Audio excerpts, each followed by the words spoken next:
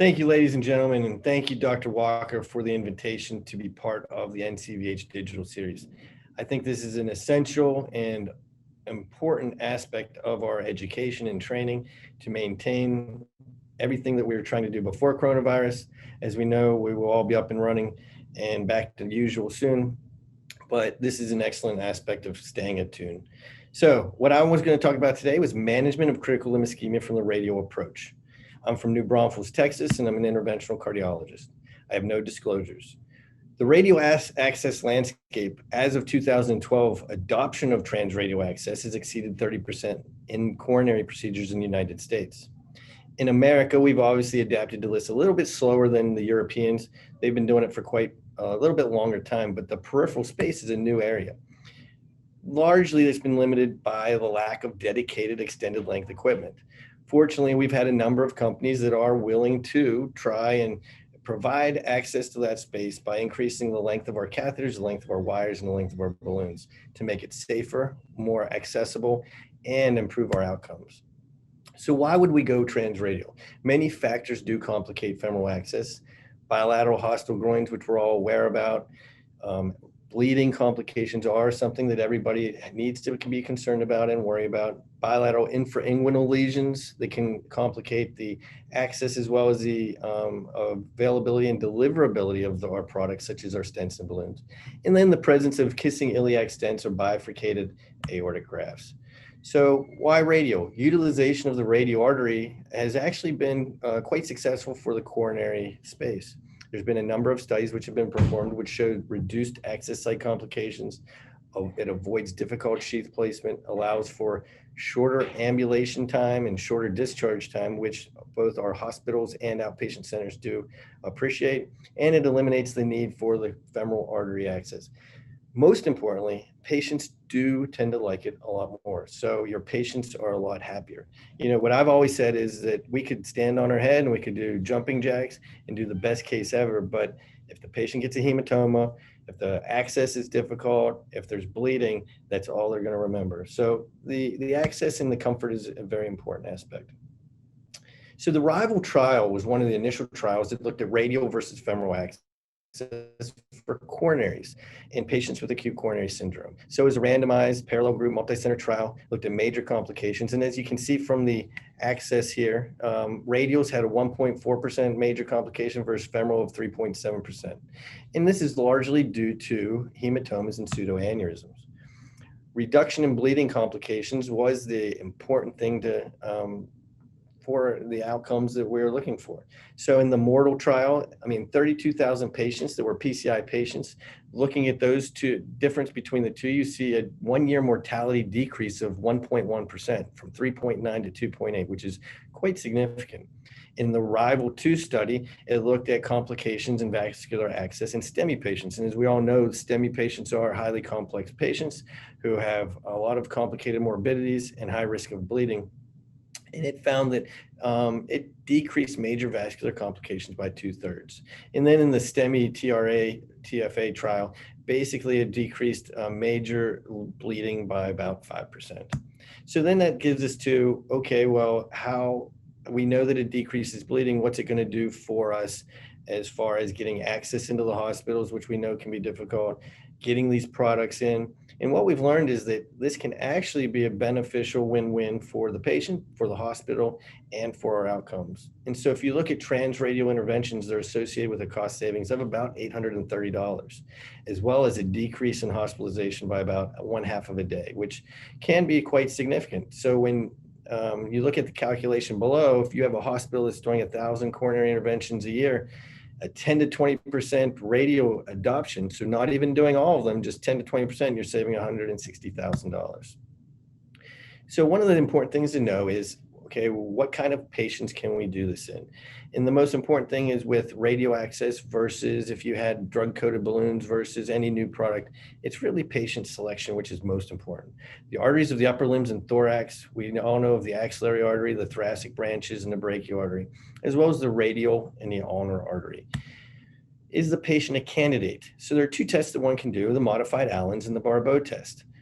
Our center mainly uses the BARBEAU test, but I'll kind of peruse these quite quickly for you. And this helps us identify the right patients, because of a lot of our patients that do have peripheral disease also have peripheral disease in the arm. So it's important to ensure that it's going to be safe for the arm. So in Allen's test, you basically have the patient clench their fist. They open it up while you're holding pressure on both the radial and the ulnar artery. And then after a few seconds, you release the radial artery. You release the ulnar artery.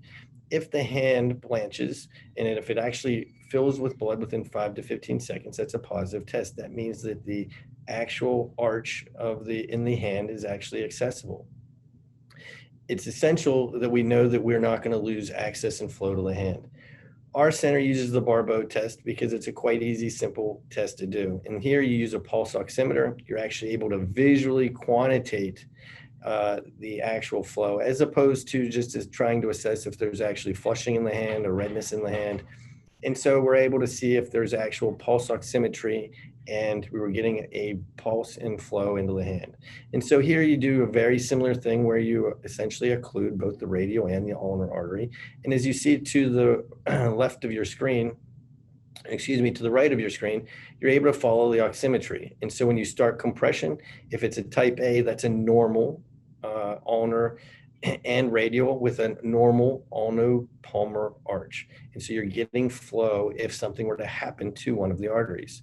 In a type B, you're losing flow a little bit right away, and then it regains flow after 2 minutes. And that tells us that there was a little bit of disease, but it's enough to fill the arch and take over. Whereas type C, you're actually showing that it takes a little bit of time, but you still end up with flow after 2 minutes. So A, B, and C are successful and are able to be managed, and D is not.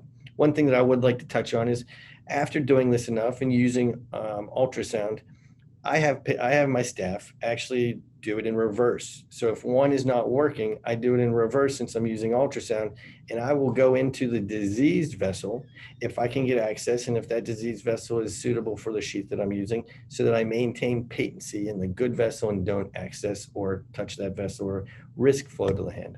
So the room setup and prep is quite common for radial access, and it's very comfortable for the patient.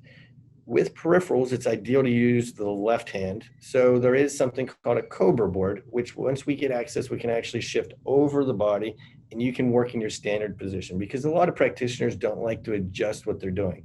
So one of the most important things I think with the advent of this is that you can still work in your standard position as if you were going from the groin, just the arm is shifted over towards where the groin access would be. So the patient setup and wrist, it's important to place a board and allow the hyperextension of the wrist for easy access. Again, if this is something that people haven't done regularly, I would recommend ultrasound. I would definitely recommend ultrasound if you're using ulnar access. With radial access, for most of those that do it, it's quite regular and simple to do, but ultrasound is definitely not a bad option as well, and it can be done within seconds. The micropuncture typical kit is a 21 gauge needle with a micro catheter. And the important thing is a hydrophilic sheath that is made for radials. So a regular sheath is not a wise thing to use because it can stick. You can get spasm in the vessel, and then you can have difficulties really with your access and shut down your case. Post-procedure compression bands or dressings, they're pretty standard these days. Different companies do make different compression dressings. Back in the day, we used to have to fold up some 4x4s and place some tape and actually some towels on the wrist, which was a little bit more difficult, but nowadays it's pretty manufactured and set forth. It's pretty easy. So when we talk about companies that are designing things that are for the space, we do have some great new things in the woodwork with Terumo, with CSI, with some other companies that are really focusing on trying to make this an accessible issue, because not everybody can go pedal. Not every patient can go femoral. Personally, I'm a big radial pedal guy. So if I don't have the length to go from the radial access, I at least have visualization, and then I can hone what I'm going to do with a pedal approach as well. it really is comfortable for the patient, and you can ambulate quickly and you can discharge quickly. So when you look at, say, atherectomy, CSI has a 180 and 200 centimeter working catheter. They've added increased nylon sheaths for lubricious additive, as well as they increased the filer count on the drive shaft to increase pushability. One of the questions I usually do get is it accessible, and do you lose force and torque and push? In reality, once you get around the arch of the axillary arch, you're pretty much in a straightforward path. And so I haven't found any difficulty with push or force in that regard. The only difficulty which essentially the whole system is coming up with is still length and making sure we have enough devices for what we need to do. So when we think about extended length OAS, it's still a 5 French sheath. It's still 180, 200 centimeters, which will get you below the popliteal artery, and it's indicated for the peripheral vasculature. So what kinds of things would we watch out for? Just as with any peripheral procedure, we definitely have to watch out for things like embolization and dissections and perforations, but really for your access site, you're going to look out for radial artery occlusion, spasm, and bleeding. Pseudoaneurysms are very rare. I've seen 1 out of thousands that I've done. And, it is definitely something that we see in the peripheral space, but I can tell you that it's a lot easier and more comfortable with the patient and a lot less difficulty.